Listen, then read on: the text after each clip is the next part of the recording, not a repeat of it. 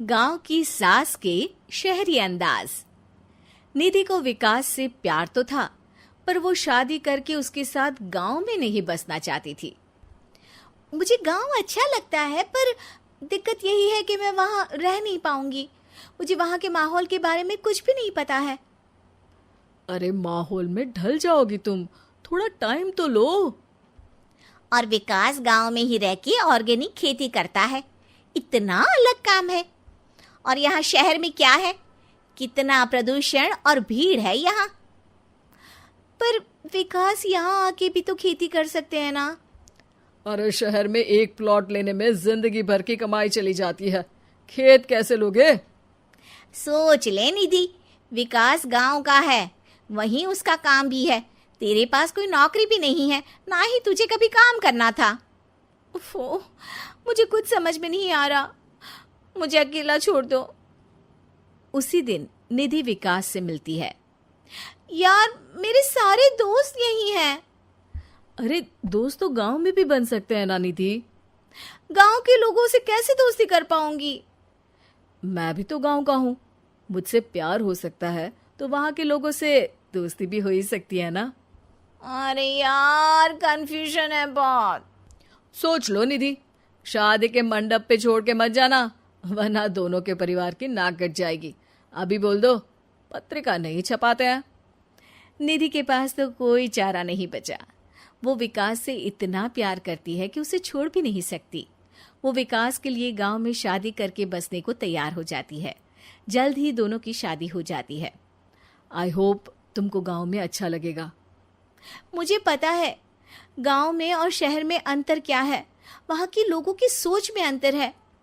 मुझे पता है कि कैसा लगेगा मुझे। तुम ये बिना देखे किसी चीज के बारे में कुछ भी सोचने की आदत छोड़ दो ना। निधि ने उस वक्त तो कुछ भी नहीं कहा, पर वो सोचती है कि सबको इस बात का एहसास तो करवाना ही पड़ेगा कि वो सही है।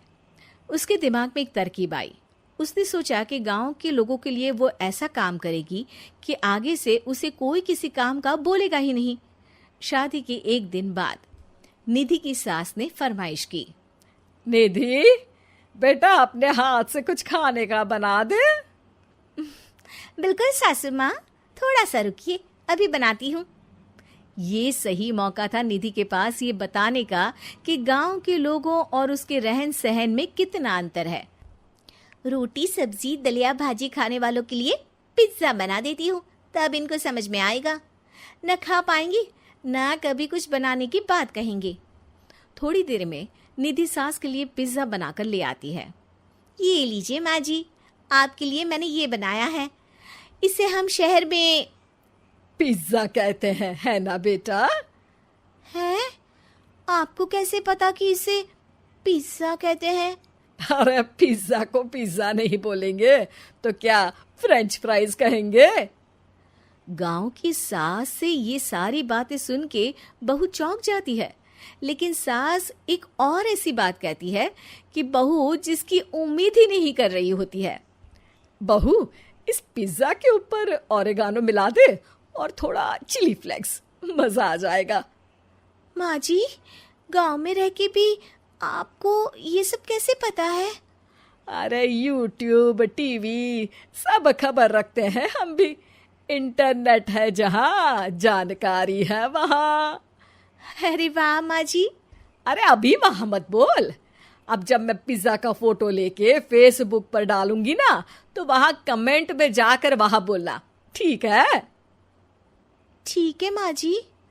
अरे ठीक है माँ जी की जगह ओके मम्मी या ओके मम्मा बोल दिया करना। है? ठीक है, मतलब ओके मम्मा। निधि का तो सर ही घूम जाता है। इतना शहरी बर्ताव तो शहर में रहने वाली निधि की माँ का भी नहीं था। वो शाम को अपने पति से पूछती है, विकास, तुम्हारी मम्मी तो काफी कूल है यार। पिज्जा में क्या डालते हैं, फेसबुक पर क्या डालते हैं, सब कुछ पता है उन्हें तो। हमारे बड़े पापा के लड़के रहते हैं शहर में, बस उनके बच्चे आए थे गांव में गर्मी की छुट्टियां मनाने। उन्होंने माँ को एकदम शहरी बना दिया। उनका फेसबुक अकाउंट भी है, इंस्टाग्राम भी है और टिकटॉक बैंड हो गया, वरना वो भी बनाती थी।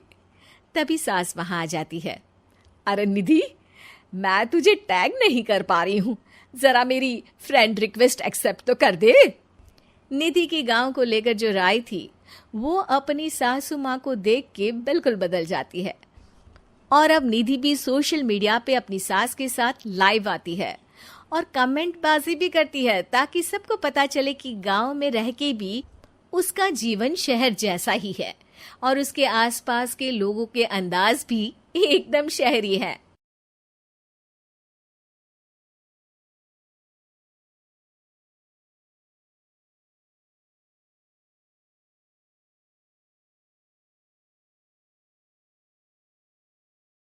गीत की शादी रॉकी से होती है। रॉकी और लकी दोनों भाई जिनका आपस में बड़ा प्यार होता है। अरे वाह भाभी, क्या खाना बना है। अब तो घर में ही होटल वाला स्वाद रोज मिला करेगा। अरे लकी, तुम अभी जानते नहीं हो मुझे। तुम बस डिश का नाम बोलो, मैं तुम्हें इसी किचन में बनाकर खिलाऊंगी। चढ़ा रहा है तुम्हें ये, और तुम भी ना। गीत रॉकी के छोटे भाई को दोस्त की तरह मानती। वो रॉकी के साथ उसकी भी जरूरतों का ध्यान रखती। लकी, ये रहे तुम्हारे कपड़े, धोकर प्रेस करवा दिया है, अलमारी में सजा लो। अरे रख दो ना भाभी अलमारी में भी। हाँ हाँ, सब भाभी करेगी तो तू क्या करेगा? रहने दीजिए ना माँ जी, शादी हो जाएगी तो खुद ही सुधर जाएगा। अरे रहने दो यार, तुम दोनों मेरे कपड़े यहीं पे रख दो। एक कपड़े अलमारी में रखने को क्या बोल दिया, शुरू हो गई।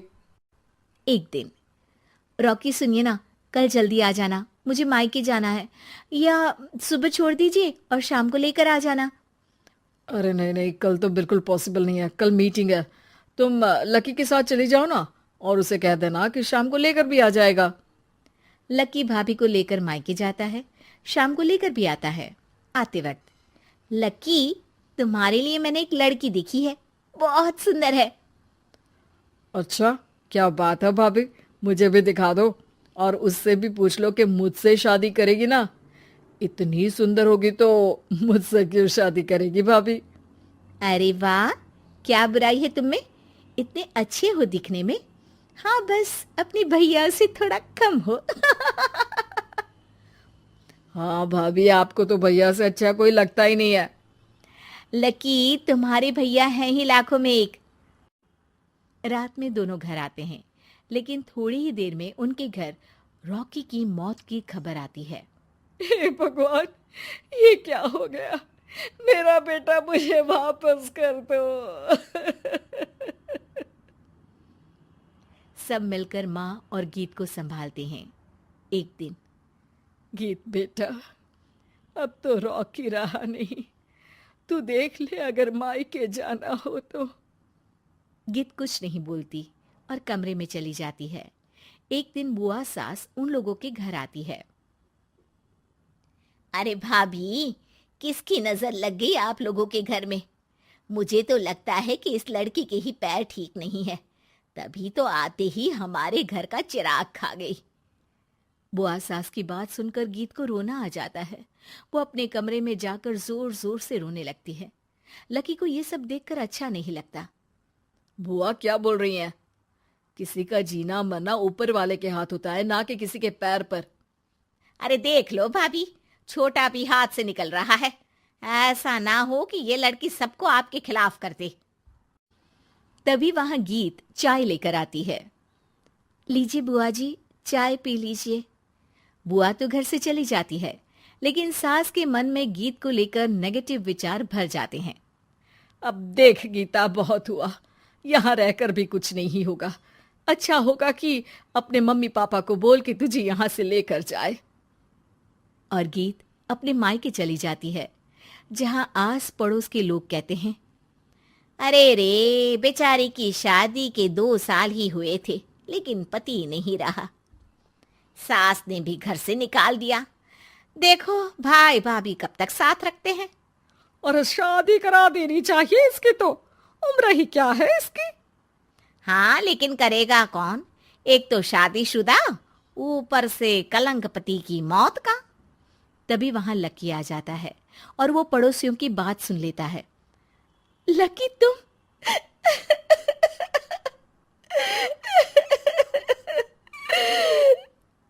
भाभी, ये जमाना आपको जीने नहीं देगा, लेकिन आप चिंता मत करना, मैं आपको आपके हिस्से की सारी खुशियां दूंगा। लीजिए, माँ ने आपका ये बैग भेजा है, इसमें आपके जरूरी सामान है जो वहीं रह गए थे। लकी देखता है कि गीत को ससुराल से लेकर मायके तक हर जगह सिर्फ ताने ही सुनने पड़ते हैं। वो सीधे अपनी माँ के पास जाता है। माँ, एक बात सुनो, ये कहाँ का न्याय है? एक लड़की जो छोटी सी उम्र में अपना पति खो चुकी है, वो अब दुनिया के ताने भी झेल रही है। यार, ये तो गलत है ना माँ। हमें भाभी का सपोर्ट करना चाहिए। क्या भैया होते तो भाभी को ऐसा देखकर दुखी नहीं होते? अरे देख लकी, ये समाज ऐसा ही है, और भैया होते तो गीत की ये हालत होती ही नहीं। बिना पति के औरत को तो ये सब झेलना ही पड़ता है। लेकिन कोई तो जरिया होगा ना माँ। भाभी भी हमारे परिवार का हिस्सा है, हम कुछ तो कर सकते हैं ना उनके लिए।